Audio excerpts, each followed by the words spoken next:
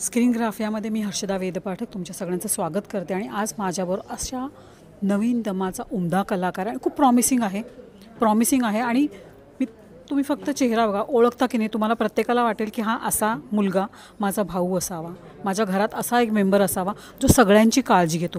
अशाच या व्यक्तिमत्वावर एक नाटक येते, त्याचे अगदी ॲक्च्युअल रियालिटी बेस्ड कॅरेक्टर म्हटलं तरी वावगं ठरणार नाही. नाटकाचं नाव आहे वजनदार. काय सांगशील? वजनदार नाटक आहे नावाप्रमाणेच आणि वजनदार शब्द आहेत नाटकाचे, वजनदार दृष्टिकोन आहे, वजनदार व्यक्तिमत्व आहे, वजनदार बॉडी आहे.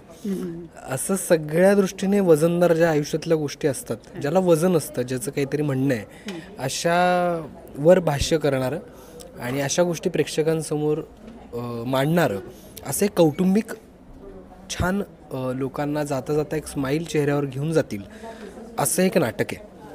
तर 24 एप्रिलला येतं आहे. नक्कीच येणार, प्रश्नच नाही. अभिषेक देशमुख, मला एक सांग की टी व्हीमध्ये म्हणजे तुला काय नाटक आणि सोंग करावं लागत नाही, जसा आहे तसाच वापर. अगदी मला असं वाटतं की हा मुलगा घरात पाहिजे एक भाऊ म्हणून, किंवा आईला प्रत्येक वाटतो की मुलगा असावा. कसं आहे तुझं व्यक्तिमत्व, असंच कसं आहे? म्हणजे खरं सांगायचं तर मला माहीत नाही, मी आहे मुळात केअरिंग.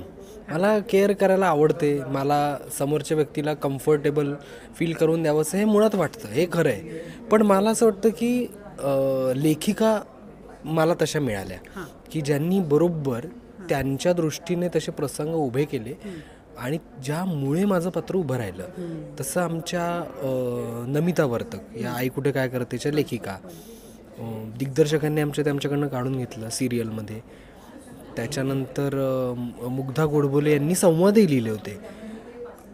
या सगळ्यातनं आता या नाटकासाठी संपदा जोगळेकर कुलकर्णी, संपदाताईने सुद्धा नाटक असं लिहिलं आहे ज्यातनं ते अजून एनहान्स होतं आहे, फक्त आता ते एका वेगळ्या माध्यमातून येत आहे. तर मला असं वाटतं की माझ्यासारखाच विचार करणारी मंडळी, कलाकार मंडळी, लेखक लेखिका ही मंडळी आहे, त्यामुळे हे सगळं जुळून येतं. आणि मी नशीबवान समजतो की मला ते सगळं लोकांपर्यंत पोचवण्यासाठी मदत करणारी टीम मला तशी मिळाली, यामुळे मी स्वतःला नशीबवान समजतो. सो आय एम लकी की हे सगळं लोकांपर्यंत पोचतं आहे. मग तू एक मला सांग, वजनदार नाटकामध्ये 2 वजनदार व्यक्तिमत्व आहे. एक म्हणजे अलका कुबल 27 वर्षानंतर येतात आणि दुसरं संपदा कुलकर्णी जोगळेकर. म्हणजे ह्यांचं जे संपदाताईंचं जे काम आहे, त्या सूत्रधार आहेत, ॲक्टर आहेत, दिग्दर्शक आहेत आणि लेखिका आहेत. आणि अलकाताईंच्या कामाचं तर काय म्हणजे तो इतिहासच आहे. कसं होतं म्हणजे दोघांबरोबर काम करणं? संपदाताई तर लेखिका म्हणून मला तिचं स्क्रिप्ट आवडलंच, म्हणजे काही प्रश्नच नव्हता आणि मला तिच्याबरोबर काम करायचं होतं. आपण असं काम करत असताना आपल्याला वाटतं ना रे यांच्यावर एकदा काम करूयात, तसं मला तिच्याबद्दल संपदाताईबरोबर झालं. आणि अलका कुबल यांच्याबरोबर तर अर्थातच जेव्हा स्क्रीनवर लहानपणी बघितलं, टी व्हीवर बघितलं, तेव्हा असं वाटायचंच की या किती छान यांचं हास्य आहे, स्मितहास्य त्यांचं असं छान प्लेझंट आहे. असं कधीतरी त्यांच्याबरोबर भेटायला मिळालं, 2 म्हणजे गप्पा मारल्या, एक छान काही कॉम्प्लिमेंट मिळाली तरी खूप, या विचारांचा मी होतो अलकाताईंबद्दल. पण काम करायला मिळाल्यानंतर मला असं वाटतं ते खूप छान एक ऊर्जा देणार आहे. नव्याने काहीतरी लोकांसमोर इतक्या मोठ्या अभिनेत्रीबरोबर इतके त्यांनी कामं केलीत, त्यांचा अनुभव ऐकून त्यातनं शिकून लोकांसमोर उभं राहणं, त्यांच्या सोबतीने प्रेक्षकांच्या प्रतिक्रिया घेणं, या सगळ्या गोष्टींमध्ये मी आता त्या प्रोजेक्टचा भाग असणार आहे, त्यांच्याबरोबर असणार आहे. हे ऐकून हा आता अनुभव मी घेतो आहे, मला छान वाटतं आहे. बरं, म्हणजे तुम्हाला नक्कीच वाईट वाटलं असेल जेव्हा म्हणजे आई कुठे काय करते बंद झालं. कसं होतं शेवटच्या दिवशीचं? आता एक खूप इमोशनल व्हिडिओ पण अपलोड झालेला आहे. हो, म्हणजे आम्ही 5 वर्ष ऑलमोस्ट ती मालिका केली, 1,500 एपिसोड्स त्याचे झाले होते. हे सगळं केल्यानंतर तुमचं त्या जागेशी, त्या कॅरेक्टरशी, त्या स्क्रिप्टशी, त्या भाषेशी, भाषा म्हणजे ज्या पद्धतीने ते कॅरेक्टर बोलतं, विचार करतं, या सगळ्याची एक सवय झालेली असते. आणि एका पॉईंटला जेव्हा ही सगळी सवय आपल्या लक्षात येते की आता हे सगळं संपणार आहे उद्यापासून, तेव्हा खूप संमिश्र भावना होत्या. आणि मी प्रत्येकाला पर्सनली जाऊन भेटलो, मेकअप रूममध्ये जाऊन आलो माझ्या. पण स्वतःला मी हे सुद्धा सांगितलं की शेवटी हा करिअरमधला एक पार्ट होता, करिअरमधला हा एक टप्पा होता. जो कधी ना कधी पूर्ण होणारच होता तो झाला पूर्ण. आता आपण वेगळ्या गोष्टीकडे या सगळ्या आठवणी घेऊन जाऊयात. तर मी तेवढ्याच स्वतःच्या मनावर स्वतःच्या मनाची समजूत घालून पुढे निघालो प्रवासाला, असं म्हणायला हरकत नाही. खूप पॉझिटिव्ह. तर आता कोणी म्हणालं पण फार पॉझिटिव्ह मुलगा आहेस तू. बरं, आता आई कुठे काय करते आणि आता वजनदार, ह्याच्या पुढे काय काय चालू आहे तुझं, काय करत आहेस? नाही, आता ॲक्च्युली मी लेखक म्हणून सुद्धा एक सुरुवात केली. चित्रपट मी एक मध्ये ॲज स्क्रीन प्ले रायटर लिहिला. मॅजिक असं त्याचं नाव आहे. तो आत्ता 3rd एशियन फिल्म फेस्टिवल आणि पिफला आला. मी आणि योगेश विनायक जोशी माझे मित्र आहेत. योगेश विनायक जोशी सिनियर लेखक आहेत. आम्ही दोघांनी मिळून त्या स्क्रिप्टवर काम केलं. तर रायटर म्हणून माझा तर तो सिनेमा चित्रपटगृहात येण्याची मी वाट बघतोय. अभिनेता म्हणून आता सध्या आमच्या याच नाटकाच्या तालमी इतक्या जोरदार आहेत. मी गेलो मागचा 1 महिना याच सगळ्या याच्यात आहोत. तर आता ह्या नाटकाचे प्रयोग सुरू झाल्यानंतर बघू. अजून काही ठरलं नाही, पण सध्या तरी मी याच्यातच बिझी आहे. थोडक्यात मॅजिकबद्दल सांगशील? मॅजिक एक सायकोलॉजिकल थ्रिलर चित्रपट आहे आणि एका पोलीस अधिकाऱ्याच्या बद्दल आहे.